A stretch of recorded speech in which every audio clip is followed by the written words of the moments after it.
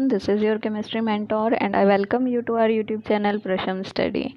जैसे कि आपने थंबनेल में देखा ही है कि आज आपके केमिस्ट्री मेंटोर आपके लिए स्कूल की केमिस्ट्री नहीं, स्कूलिंग की केमिस्ट्री नहीं लेकर आई है, बल्कि एसएससी की केमिस्ट्री लेकर आई है। आप लोगों की डिमांड पर मैं एसएससी के क्वेश्चंस लेकर आई हूँ, केमिस्ट्री से रिलेटेड जो भी एग्ज़ाम में पूछे गए हैं या फिर जो इम्पोर्टेंट क्वेश्चन है जो आगे एग्ज़ाम में आने की जिनकी चांसेस है। तो ऐसे क्वेश्चंस की मैं 200 प्लस क्वेश्चन की सीरीज़ लेकर आई हूँ। तो हम ये पूरी सीरीज़ करेंगे और यकीन मानिए कि अगर आपका केमिस्ट्री में इंटरेस्ट नहीं है तो आपका इंटरेस्ट बहुत जल्द बिल्ड होने वाला है। तो क्लासेस में रेगुलर रहिए ताकि केमिस्ट्री का जो आपका फोबिया है वो निकल जाए और केमिस्ट्री में जो इंटरेस्ट आपका नहीं रहा है वो भी आपको आ जाए। ठीक है, तो शुरू करते हैं हमारे पहले क्वेश्चन के साथ। बट पहले क्वेश्चन से पहले एक नई जर्नी को शुरू करने से पहले एक प्यारा सा कोट मैं आप लोगों के लिए लेकर आई हूँ। क्या बोल रहा है ये कोट? ये बोलता है कि effort plus wrong tools is equals to no results. क्या मतलब है इसका? देखो, अगर हम एफ़र्ट करते हैं, बहुत अच्छी बात है, एफ़र्ट करना चाहिए, पर एफ़र्ट करते टाइम हमें ये भी ध्यान रखना चाहिए कि हमारा जो एफ़र्ट है वो किसी गलत टूल के सहारे तो नहीं है। क्योंकि अगर गलत टूल को यूज़ करके हम एफ़र्ट करते रहेंगे तो हमें फ़ाइनल रिज़ल्ट नहीं मिल पाएगा, हम फ़ाइनल अपने गोल्स को अचीव नहीं कर पाएंगे। तो इसीलिए टूल का सही होना बहुत ज़रूरी है।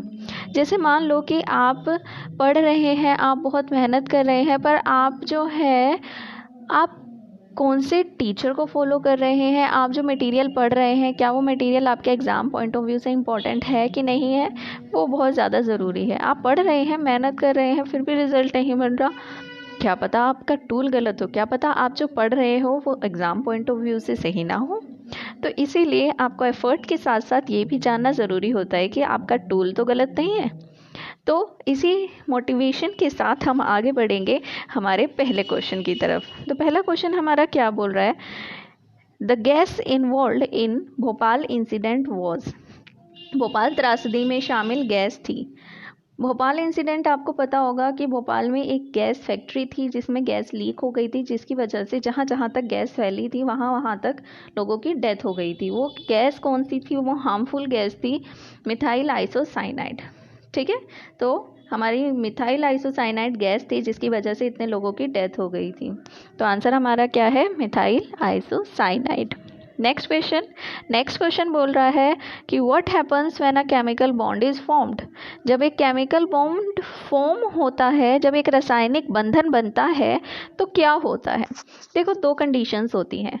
एक होती है जब हमारे कोई दो एटम्स कंबाइन होते हैं, जब हमारे दो एटम्स कंबाइन होते हैं, जब बॉन्ड बनता है, जब बंधन बनता है, तो हम यहाँ पर एनर्जी रिलीज़ होती है।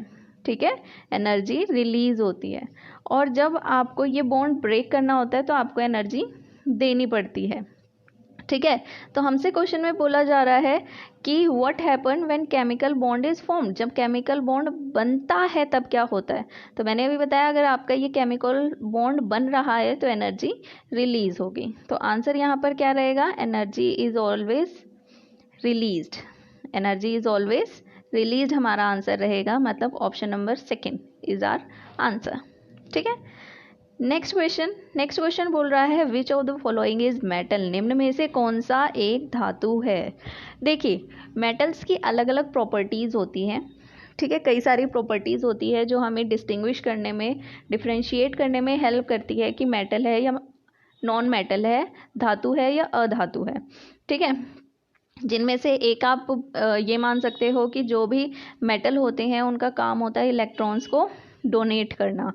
ठीक है, इलेक्ट्रॉन्स को डोनेट करना और पॉजिटिव आयन फॉर्म करते हैं। तो इनमें से पॉजिटिव आयन कौन बनाता है? सल्फर नहीं बनाता है, आयोडीन भी नहीं बनाता, आयोडीन नेगेटिव आयन बनाता है, कार्बन शेयरिंग से बनाता है। तो हमारा आंसर रहेगा आयरन। ठीक है, तो आयरन जो है वो इकलौता मेटल है इनमें से जो अपना इलेक्ट्रॉन डोनेट करता है और पॉजिटिव आयन फॉर्म करता है। ठीक है, अगर आपके बेसिक क्लियर नहीं है तो मैं बेसिक की भी क्लासेस लूँगी, टॉपिक वाइज हमारे सारी बेसिक क्लासेस भी कवर होंगी, तो उन क्लासेस को भी ज़रूर अटेंड कीजिएगा। और क्वेश्चन वाली क्लासेस को भी अटेंड कीजिएगा, ठीक है। आप साथ के साथ क्वेश्चंस को करते रहिए और मुझे अपना स्कोर ज़रूर बताइएगा कमेंट सेक्शन में मेंशन करके कि कितने क्वेश्चंस के आंसर आपने खुद से बिल्कुल सही दिए, ठीक है। तो आगे बढ़ते हैं नेक्स्ट क्वेश्चन की तरफ। तो हमारा इसका आंसर क्या था? आयरन। आगे बढ़ते हैं। नेक्स्ट क्वेश्चन क्या बोल रहा है कि अमंग द गिवन एलिमेंट्स, इनमें से कौन सा एलिमेंट जो है वो पीरियोडिक टेबल में सबसे पहले आता है, ठीक है। दिए गए तत्वों में से जो आवर्त सारणी में पहले स्थान पर आता है, इनमें से सबसे पहले कौन सा आता है? तो सबसे पहले कौन आता है उसके लिए आपको इनका एटॉमिक नंबर, परमाणु संख्या पता होनी चाहिए। तो देखते हैं ज़रा क्या क्या इनका नंबर है। सबसे पहले बात करें अगर पोटेशियम की, तो पोटेशियम का एटॉमिक नंबर 19 होता है, ठीक है। उसके बाद सोडियम की बात करें तो सोडियम का 11 होता है। सिलिकॉन की बात करें तो सिलिकॉन का 14 होता है। और लास्ट में नियोन का होता है 10, ठीक है। नियोन का होता है 10। तो सबसे पहले कौन आएगा? नियोन, ठीक है। तो हमारा आंसर भी क्या रहेगा? नियोन, जिसका एटॉमिक नंबर 10 है, ठीक है। एलिमेंट्स को आपको याद करना पड़ेगा, पीरियोडिक टेबल के एलिमेंट्स को। तो एलिमेंट्स को किस तरीके से इजी तरीके से याद करें, गाते हुए याद करें, वो भी हम सीखेंगे हमारी बेसिक क्लास में, ठीक है। नेक्स्ट क्वेश्चन की अगर हम बात करें तो क्वेश्चन क्या बोल रहा है? Argon 4018, argon 4019, argon 4018, potassium 4019 and 4020 calcium, ये जो हैं इनको क्या कहा जाता है? देखो, कोई भी एलिमेंट होता है ना, ये एक एलिमेंट है मान लो X, इसमें ऊपर जो नंबर आता है वो मास नंबर होता है, ठीक है। ऊपर जो नंबर आता है वो मास नंबर होता है और नीचे जो नंबर आता है वो उसका एटॉमिक नंबर होता है। नीचे क्या आता है? नीचे एटॉमिक नंबर आता है। मास नंबर द्रव्यमान संख्या, एटॉमिक नंबर परमाणु संख्या। तो ऐसे एलिमेंट्स जिनका मास नंबर सेम हो और एटॉमिक नंबर अलग हो, जैसे यहाँ पर सबका मास नंबर कितना है? 40 40 40, तो सबका मास नंबर सेम है और एटॉमिक नंबर सबका अलग है, 18 19 20, ठीक है। तो ऐसे एलिमेंट्स जिनका मास नंबर सेम हो और एटॉमिक नंबर अलग हो, ऐसे एलिमेंट्स को बोलते हैं आइसोटॉप्स। क्या बोलते हैं? सॉरी, आइसोबार्स बोलते हैं। क्या बोलते हैं? आइसोबार्स, ठीक। और जिनका इसका उल्टा हो, मतलब आपका अगर मास नंबर डिफरेंट हो जाए और एटॉमिक नंबर सेम हो जाए तो उनको बोलेंगे हम आइसोटॉप्स। क्या बोलेंगे हम? आइसोटॉप्स। अब इसको याद कैसे करें कि आइसोटॉप क्या होते हैं और आइसोबार क्या होते हैं? देखो, आइसोटॉप, टॉप मतलब ऊपर, ठीक है। आइसोटॉप, टॉप मतलब ऊपर। तो ऊपर की चीज़ जिसकी डिफरेंट हो, ऊपर की चीज़ जिसकी डिफरेंट हो वो आइसोटॉप, और उसके ऑपोजिट अगर हो तो आइसोबार। क्या बोला मैंने? आइसोटॉप, टॉप मतलब ऊपर, तो ऊपर की चीज़ जिसकी अलग हो, याद क्या रखना है? टॉप मतलब ऊपर, ऊपर की चीज़ जिसकी अलग हो वो आइसोटॉप, और आइसोबार जिसकी नीचे वाली चीज़ अलग हो, मतलब एटॉमिक नंबर अलग हो, वो आपके आइसोबार्स, ठीक है। तो यहाँ पर हमारे ऊपर की चीज़ सेम है, ठीक है। ऊपर की चीज़ अगर सेम है तो ये हमारे क्या है? आइसोबार्स हैं। तो आइसोटॉप और आइसोबार का क्वेश्चन एग्जाम में आने के चांसेस होते हैं, क्योंकि दोनों जो है बच्चों के लिए काफ़ी कंफ्यूजिंग रहते हैं, बच्चे याद नहीं कर पाते हैं, और एग्ज़ाम टाइम में तो वैसे भी इतना प्रेशर होता है कि हमारा दिमाग काम नहीं कर पाता, ठीक है। तो इसलिए ये आइसोटॉप और आइसोबार से रिलेटेड क्वेश्चन पूछा जाता है एग्ज़ाम में काफ़ी ज़्यादा। तो आप याद रखेंगे, मैंने याद करने का तरीका बता दिया। आइसोटॉप्स मतलब टॉप वाली चीज़ अलग, ठीक, और यहाँ पर नीचे वाली चीज़ अलग है, तो ये आइसोबार्स हैं। तो आंसर हमारा क्या रहेगा? ऑप्शन नंबर सी, आइसोबार्स, ठीक है। नेक्स्ट भी बढ़ते हैं। नेक्स्ट में पूछा जा रहा है how are cations formed, how are cations form, धनायन किस प्रकार बनते हैं? देखिए, कैटायंस या फिर धनायन क्या होते हैं? देखो, दो तरीके के आपके पास आयंस होते हैं, ठीक है। आयंस आपके दो तरीके के होते हैं, कैटायंस एंड एनायंस, ठीक है।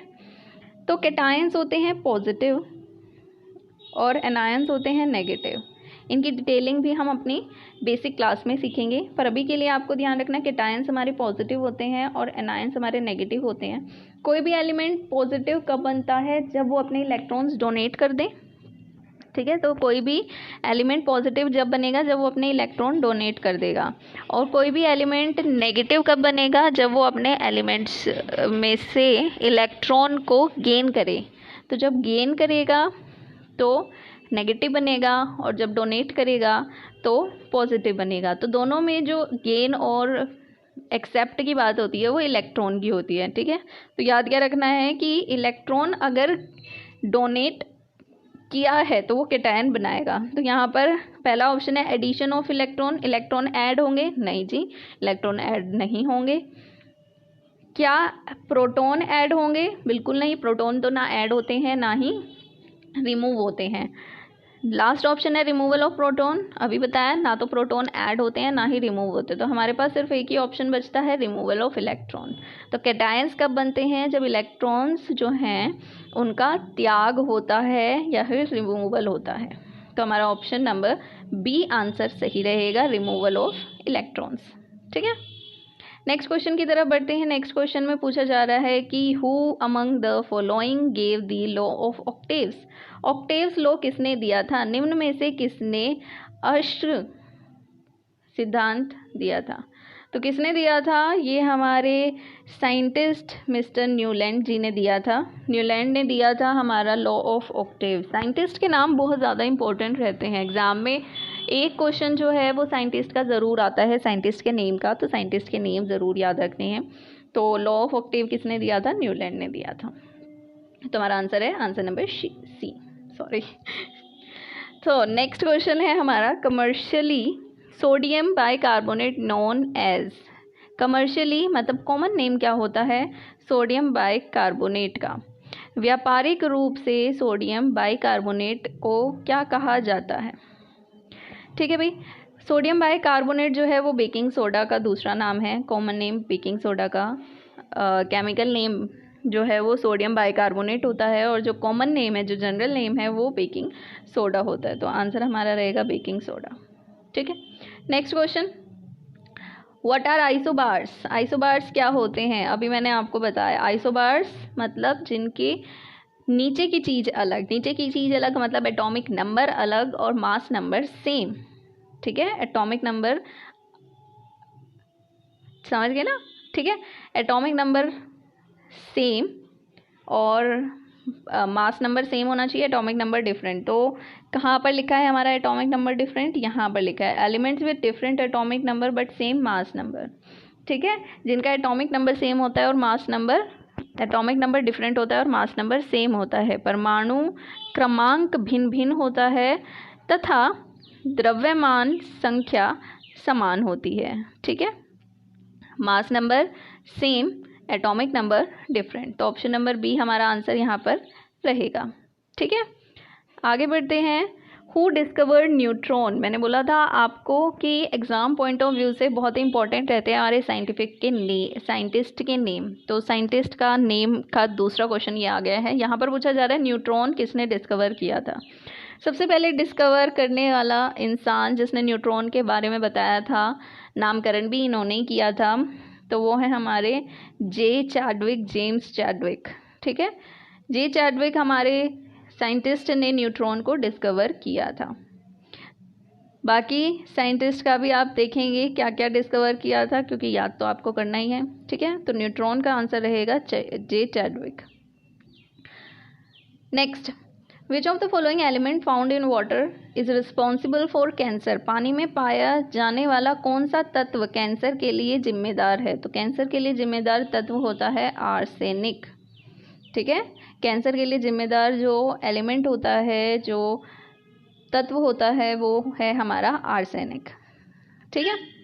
तो आर्सेनिक हमारा आंसर रहेगा। ये एग्जाम में पूछा हुआ क्वेश्चन है, SSC MTS में पूछा हुआ क्वेश्चन है ये 2019 के एग्जाम में, ठीक है। तो एग्जाम के क्वेश्चंस भी हैं यहाँ पर। Which is the only element that does not have a neutron. इनमें से कौन सा ऐसा एलिमेंट है जिसके पास न्यूट्रॉन नहीं होता, ऐसा कौन सा तत्व है जिसमें न्यूट्रॉन नहीं होता। तो वो तत्व हमारा है हाइड्रोजन। वो एलिमेंट कौन सा है हमारा, हाइड्रोजन। हाइड्रोजन इकलौता ऐसा एलिमेंट है जिसके अंदर न्यूट्रॉन नहीं होते हैं, ठीक है। बाकी और सभी एलिमेंट्स के अंदर न्यूट्रॉन होते हैं, ठीक। आगे बढ़ते हैं। नेक्स्ट क्वेश्चन आपका बोल रहा है कि the gas used for artificial fruit ripening of green fruits is, हरे फल के कृत्रिम फल पकने के लिए उपयोग की जाने वाली गैस है। ठीक है, आर्टिफिशियल तरीके से जो पकाने के लिए गैस यूज़ की जाती है वो कौन सी गैस है? वो हमारी गैस है एसिटाइलिन। ठीक है, वो गैस हमारी कौन सी है? एसिटाइलिन। इस गैस को यूज़ करके हम फ्रूट्स को आर्टिफिशियली पकाते हैं, राइपन करते हैं। ठीक है, तो आंसर रहेगा हमारा acetylene. Atomic number of an element is 28। एक एलिमेंट है जिसका एटॉमिक नंबर, परमाणु क्रमांक 28 है, and its atomic mass is 59। उसका एटॉमिक मास मतलब परमाणु भार जो है वो 59 है। ठीक है, हमसे क्या पूछा जा रहा है? हमें बताना है नंबर ऑफ़ न्यूट्रॉन कितने होंगे। निकालने का बहुत ही सिंपल सा तरीका होता है इसको। क्या तरीका होता है? आपका जो भी एटॉमिक मास है, एटॉमिक मास क्या होता है? वो इक्वल होता है number of proton plus number of neutron. ठीक है, क्या रहता है? हमारा atomic mass is equals to number of proton plus number of neutron, पर प्रोटॉन की संख्या प्लस न्यूट्रॉन की संख्या। तो यहाँ पर हमें क्या क्या वैल्यू दी हुई है? हमें एटॉमिक मास दिया हुआ है 59। ठीक है, इज इक्वल्स टू क्या होगा? प्रोटॉन की संख्या 28 प्लस न्यूट्रॉन की संख्या हमें नहीं दी गई तो x मान लेते हैं। अब ये 28 इधर प्लस है, इधर जाकर माइनस हो जाएगा, तो माइनस करके हमारा क्या आ जाएगा? 31 आ जाएगा। तो आंसर हमारा क्या रहेगा? 31। ठीक है, तो यहाँ पर इस एलिमेंट के अंदर जो नंबर ऑफ़ न्यूट्रॉन रहेगा वो 31 रहेगा। क्लियर हो गया? तो इजी है फॉर्मूला, बहुत ही मुश्किल नहीं है। आपको बस ये याद रखना है कि आपका जो एटॉमिक मास होता है वो किसके इक्वल होता है? Number of proton plus number of neutron. ठीक है, इलेक्ट्रॉन मत कर देना। ठीक है ना, जो न्यूक्लियस के अंदर अवेलेबल होते हैं ना प्रोटॉन और न्यूट्रॉन, तो प्रोटॉन प्लस न्यूट्रॉन होता है एटॉमिक मास। क्योंकि आपको पता है सारा का सारा जो एटम का मास होता है वो न्यूक्लियस के अंदर ही होता है। ठीक है, तो इसीलिए आपको number of neutron plus number of proton करना है। तो 31 हमारा आंसर रहेगा। आगे नेक्स्ट क्वेश्चन में क्या पूछा जा रहा है कि विच of the following gases is present under pressure in soft drink. Soft drink के अंदर जो गैस होती है वो कौन सी होती है? अब आपको पता है कि जब आपकी जो कोल्ड ड्रिंक वगैरह होती हैं, आप जब उसको खोलते हो तो बबल्स के साथ एक गैस रिलीज़ होती है। वो कौन सी गैस होती है? वो गैस होती है आपकी carbon dioxide gas. Brisk effervescence के साथ रिलीज़ होती है ये। एक बार बोतल हिलाकर उसको कैप को खोलना, फिर पता चलेगा, है ना। तो वहाँ पर वो जो गैस होती है वो कार्बन डाइऑक्साइड गैस होती है। नेक्स्ट में आगे बढ़ते हैं। नेक्स्ट क्वेश्चन क्या बोल रहा है? Which of the following synthetic chemical is responsible for ozone layer depletion. ये भी एग्जाम का पूछा हुआ क्वेश्चन है, एसएससी के एग्जाम में पूछा गया था ये 2019 में। कौन सी गैस रिस्पॉन्सिबल होती है ओजोन लेयर डिप्लीशन के लिए? तो पहले आपको पता होना चाहिए ओजोन लेयर क्या होती है। ओजोन लेयर एक स्ट्रेटोस्फेयर के अंदर एक गैस होती है, गैस की पूरी लेयर होती है जो कि ओजोन गैस से बनी होती है, O3 गैस से बनी होती है। पूरी स्ट्रेटोस्फेयर की लेयर होती है ना, आपको पता है हमारे एटमॉस्फेयर की डिफरेंट लेयर्स होती हैं, तो जो सबसे ऊपर वाली लेयर होती है वो स्ट्रेटोस्फेयर होती है। उस स्ट्रेटोस्फेयर लेयर के अंदर ओजोन गैस की एक प्रॉपर पूरी लेयर बनी हुई है, हमारी अर्थ को चारों तरफ से उसने कवर किया हुआ है इस O3 गैस ने। और ये क्या करती है? ये harmful UV radiation, ultraviolet rays जो होती है सन की, उसको अर्थ पर आने से रोकती है, क्योंकि वो जो अल्ट्रावायलेट रेज है वो बहुत ज़्यादा हार्मफुल होती है हमारे लिए। तो ये ओजोन लेयर क्या करती है? उसको वहीं पर रोक लेती है और आने नहीं देती है अर्थ पर अब पोल्यूशन की वजह से बहुत ज़्यादा क्लोरोफ्लोरोकार्बन का एमिशन हो रहा है, जिसकी वजह से ओजोन गैस जो है वो डिप्लीट होती जा रही है। मतलब ये जो ओजोन है वो O3 से, इसकी गैस क्या होती है? O3 से ब्रेक होकर O2 और O बना लेती है, नेसेंट ऑक्सीजन बना लेती है। तो इससे क्या होता है, जब O3 गैस ही नहीं रही तो ओजोन लेयर कैसे बनेगी, है ना। तो इसका रिस्पॉन्सिबल कौन है? इसके रिस्पॉन्सिबल है हमारी क्लोरोफ्लोरोकार्बन गैस। तो हमारे क्वेश्चन का आंसर भी यही रहेगा कि ओजोन गैस डिप्लीशन के लिए, ओजोन लेयर डिप्लीशन के लिए कौन सी गैस रिस्पॉन्सिबल है? तो वो गैस हमारी है क्लोरोफ्लोरोकार्बन। ठीक है, तो आंसर हमारा क्या रहेगा? क्लोरोफ्लोरोकार्बन। नेक्स्ट हमारा क्वेश्चन क्या बोल रहा है? Which of the following combination is present in hard water. Hard water के अंदर इनमें से कौन सा कॉम्बिनेशन प्रेजेंट होता है? निम्नलिखित संयोजन में से कौन सा पानी के ओके बहुत ही सुंदर सा ये लिखा हुआ है, मात्रा में मौजूद होता है, उच्च मात्रा में मौजूद होता है, लिखा है ये, ठीक है। तो सबसे ज़्यादा अमाउंट में क्या प्रेजेंट होता है? कैल्शियम और मैग्नीशियम। हार्ड वाटर जो बनता है वो हार्ड वाटर बनने का रीज़न ही कैल्शियम और मैग्नीशियम होते हैं, ठीक है। तो कैल्शियम मैग्नीशियम हमारा यहाँ पर आंसर रहेगा। तो हार्ड वाटर में सबसे ज़्यादा क्या प्रेजेंट होते हैं? कैल्शियम और मैग्नीशियम के सॉल्ट्स प्रेजेंट होते हैं, ठीक है। नेक्स्ट क्वेश्चन में बोला जा रहा है कि which gas is used in fire extinguishers. Fire extinguishers के अंदर कौन सी गैस को यूज़ किया जाता है? अग्निशामक के अंदर प्रयोग कौन सी गैस होती है? तो वो गैस हमारी है कार्बन डाइऑक्साइड। कौन सी गैस यूज़ की जाती है? कार्बन डाइऑक्साइड गैस यूज़ की जाती है फायर एक्सटिंग्विशर्स के अंदर। तो देख लो भाई, कार्बन डाइऑक्साइड हम बोलते हैं कि हमारे लिए हार्मफुल है, तो इतनी भी हार्मफुल नहीं है, कई जगह पर यूज़फुल भी है कार्बन डाइऑक्साइड गैस, ठीक है। तो कार्बन डाइऑक्साइड हमारी यहाँ पर आंसर रहने वाला है। Next question, electric fuse is an alloy of. Electric fuse जो है वो एलॉय होता है किस चीज़ का? कौन से एलिमेंट्स का? विद्युत फ्यूज किसका? मिश्र धातु है। मिश्र धातु आपको पता होंगे, एलॉयज मिश्र धातु क्या होते हैं?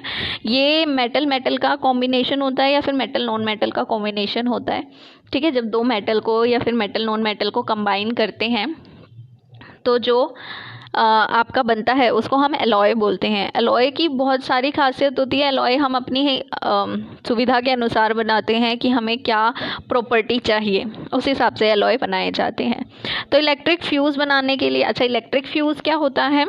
आपको पता होगा कि जो हमारा मेन पावर स्विच होता है जहाँ पर भी, वहाँ पर ये फ्यूज़ लगा होता है। इसका काम क्या होता है कि अगर एक्स्ट्रा इलेक्ट्रिसिटी आती है तो इसके अंदर एक वायर होती है, फ्यूज़ वायर जिसको हम बोलते हैं, वो फ्यूज़ वायर अपने आप ऑटोमेटिकली मेल्ट हो जाती है, और जैसे ही ये मेल्ट होती है तो सर्किट जो है वो इनकम्प्लीट हो गया, ठीक है। सर्किट इनकम्प्लीट हो गया तो आगे करंट का फ्लो होता ही नहीं है, और हमारे घर के अंदर जितने भी इलेक्ट्रिकल अप्लायंसेस होते हैं वो फ्यूज़ होने से, ख़राब होने से, उनमें शॉर्ट सर्किट होने से बच जाता है। तो फ्यूज़ वायर का यही काम होता है कि जैसे ही ज़्यादा इलेक्ट्रिसिटी आती है वो मेल्ट हो जाती है, और उसकी वजह से इलेक्ट्रिसिटी का जो फ्लो है वो रुक जाता है, और हमारे इलेक्ट्रिकल अप्लायंसेस जो हैं वो फ्यूज़ होने से बच जाते हैं।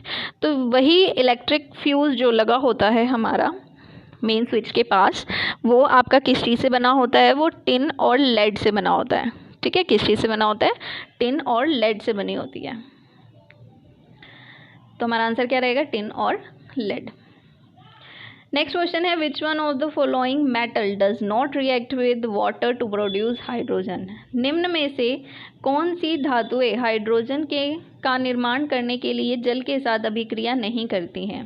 आपको अगर आपने केमिकल रिएक्शंस पढ़ी हो तो उन रिएक्शंस में आपने पढ़ा होगा कि कोई भी अगर मेटल है और वो वाटर के साथ रिएक्ट करता है, H2O के साथ रिएक्ट करता है, तो उसमें जो प्रोडक्ट बनता है उसमें साथ में हाइड्रोजन गैस भी रिलीज़ होती है।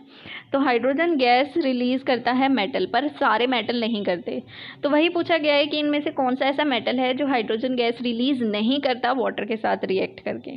तो कैडमियम है जो मेटल वाटर के साथ रिएक्ट करके हाइड्रोजन रिलीज़ नहीं करता। इसके अलावा बाकी जितने भी ऑप्शन है ये सारे हाइड्रोजन रिलीज़ करते हैं। पोटेशियम, सोडियम, लिथियम, सब मेटल जो है वाटर के साथ रिएक्ट करके हाइड्रोजन रिलीज़ करते हैं। तो आंसर हमारा क्या रहने वाला है? कैडमियम, ठीक है।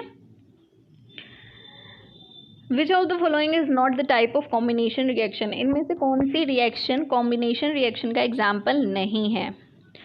इनमें से कौन सा संयुक्त अभिक्रिया का एक प्रकार नहीं है? संयुक्त अभिक्रिया या कॉम्बिनेशन रिएक्शन क्या होती है? देखो नाम से पता चल रहा है कॉम्बिनेशन, मतलब कोई चीज़ कंबाइन हो रही होगी। तो कॉम्बिनेशन रिएक्शन ऐसी रिएक्शंस होती हैं, कॉम्बिनेशन रिएक्शंस ऐसी रिएक्शंस होती हैं जिसमें दो या दो से ज़्यादा, 2 और मोर रिएक्टेंट होते हैं और रिएक्ट करने के बाद एक सिंगल प्रोडक्ट बनाते हैं। क्या बोला मैंने? कॉम्बिनेशन रिएक्शन या संयुक्त अभिक्रिया ऐसी अभिक्रिया या ऐसी रिएक्शंस होती हैं जिसमें आपके रिएक्टेंट तो 2 या 2 से ज़्यादा होते हैं, पर जो प्रोडक्ट मिलता है आपको फाइनल, वो एक सिंगल प्रोडक्ट मिलता है, ठीक है। तो इनमें से कौन सा एग्जाम्पल आपका कॉम्बिनेशन रिएक्शन नहीं है? तो ऑप्शन आपका option number B, heating of calcium carbonate जो है वो कॉम्बिनेशन रिएक्शन नहीं है, क्योंकि जब आप कैल्शियम कार्बोनेट को हीट करते हो तो एक सिंगल रिएक्टेंट होता है। पर मैंने क्या बोला कि कॉम्बिनेशन रिएक्शन के लिए कंडीशन क्या होती है, आपके पास 2 या 2 से ज़्यादा रिएक्टेंट होने चाहिए। पर कैल्शियम कार्बोनेट को हीट करते टाइम हमारे पास एक सिंगल रिएक्टेंट होता है, तो इस वजह से ये हमारी कॉम्बिनेशन रिएक्शन का एग्जाम्पल नहीं है। ये किसका एग्जाम्पल है? ये एग्जाम्पल है डीकम्पोजिशन रिएक्शन का। ये हम सारी चीज़ें पढ़ेंगे जब मैं टाइप्स ऑफ रिएक्शन आपको करवाऊंगी, ठीक है। तो आंसर हमारा है ऑप्शन नंबर बी। आगे बढ़ते हैं, नेक्स्ट क्वेश्चन क्या बोलता है, which one of the following is use in pencil. Pencil में इनमें से क्या यूज़ होता है? पेंसिल की जो अंदर वो होती है ब्लैक ब्लैक, उसमें क्या यूज़ होता है? उसमें यूज़ होता है ग्रेफाइट, ठीक है। उसमें क्या यूज़ होता है? ग्रेफाइट को यूज़ किया जाता है। नेक्स्ट क्वेश्चन में पूछा जा रहा है, which of the following is not an allotrope of carbon. Carbon का एलोट्रोफ मतलब अपर रूप नहीं है। एलोट्रोफ्स क्या होते हैं? एलोट्रोफ्स ऐसे मॉलिक्यूल्स होते हैं जो किसी एक सिंगल एलिमेंट से बने हो, किसी सिंगल एटम से बने हो, अलग अलग प्रॉपर्टीज शो करते हो, वो सारे एलोट्रोफ्स होते हैं। तो कार्बन के टोटल 3 एलोट्रोफ्स होते हैं। कौन कौन से? ग्रेफाइट, डायमंड और C60, ये 3 इसके एलोट्रोफ्स होते हैं कार्बन के। और इनमें से जो C60 है वो अभी न्यूली डिस्कवर हुआ है, मतलब सबसे ज़्यादा नया भी C60 ही है। तो यहाँ पर 3 हमारे एलोट्रोफ रहेंगे कार्बन के। तो इनमें से कौन सा एलोट्रोफ नहीं है? तो आपका मीथेन जो है वो कार्बन का एलोट्रोफ नहीं है। एलोट्रोफ्स के बारे में भी डिटेल में हम अपनी बेसिक क्लास में ही पढ़ेंगे, ठीक है। तो अगर आपको ये क्वेश्चंस की बेसिक्स, वैसे तो मैं थोड़ा थोड़ा बताती जा रही हूँ कि आपको क्वेश्चन समझ में आ जाए, पर फिर भी अगर आपको बेसिक्स नहीं पता तो आप मेरी बेसिक क्लासेस देखिएगा, आपको अच्छे से क्लियर हो जाएगा, ठीक है। और ये भी आपका एग्जाम में पूछा हुआ क्वेश्चन ही है। तो आंसर हमारा क्या था? मीथेन। नेक्स्ट क्वेश्चन में बोला जा रहा है, acid rain is caused due to pollution of atmosphere by. कौन से प्रदूषण, वायुमंडल के प्रदूषित होने की वजह से अम्ल वर्षा होती है। वायुमंडल में कौन सा एलिमेंट होता है, कौन से ऐसे पोल्यूटेंट्स होते हैं जिनकी वजह से एसिड रेन होती है?